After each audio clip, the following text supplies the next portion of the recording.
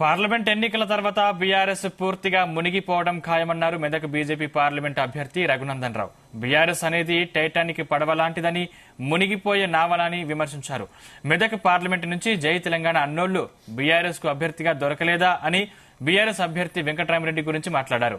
BJP Medak parliament నియోజకవర్గ polling booth అధ్యక్షుల సమ్మేళనంలో ఈ వ్యాఖ్యలు చేశారు.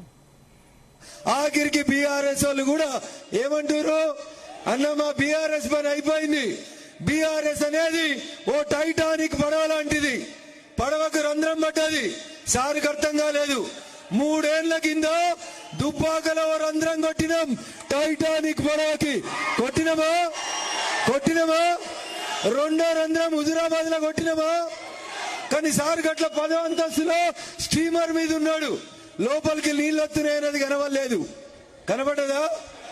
ఎప్పుడు కనబడ్డాయి? మొన్న కనబడ్డాయి చలికాలంలో. సారు కిందికి వచ్చే వరకు పడవ ఏమైంది? నడి సముద్రంలోకి వచ్చింది.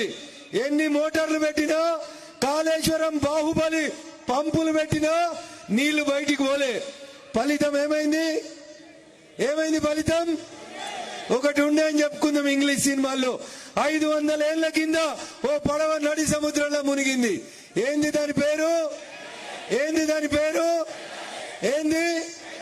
ఇవాళ తెలంగాణ రాష్ట్ర రాజకీయాల్లో పార్లమెంట్ ఎన్నికల తర్వాత మునిగిపోయే పడవ ఏం పడవ? టిఆర్ఎస్ మునుగుతుందా?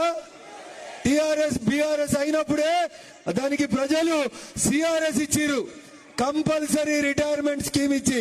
సారు చంద్రశేఖర్ రావు గారు నువ్వు పోయి ఫామ్ హౌస్ లో కూర్చో అని చెప్పిరా చెప్పలేదా? మెదక్లో ఓడిపోయిరా లేదా? రేపు మళ్ళా మెదక్లో ఎవరు గెలుస్తారు? గెలవాలంటే ఏం చేయాలి? ప్రతి ఇంటికి పోయి దండం పెట్టాలి. అని ఆయన బీఆర్ఎస్ అయినా నేను పోను అనొద్దు అంటారా? అట్లా పోరా? బీఆర్ఎస్ సర్పంచ్లు కూడా మనకు చేస్తామని చెప్తున్నారు. ఎందుకంటే ఒక్కొక్క సర్పంచ్కి వాళ్ళ 5 సంవత్సరాల టెన్యూర్ పూర్తయ్యేసరికి రాష్ట్ర ప్రభుత్వం నుంచి 5 లక్షలు, 10 లక్షలు, 20 లక్షలు బిల్లులు రాక సర్పంచులు ఉపాధి హామీ కూలీలుగా మారిన ఒకే ఒక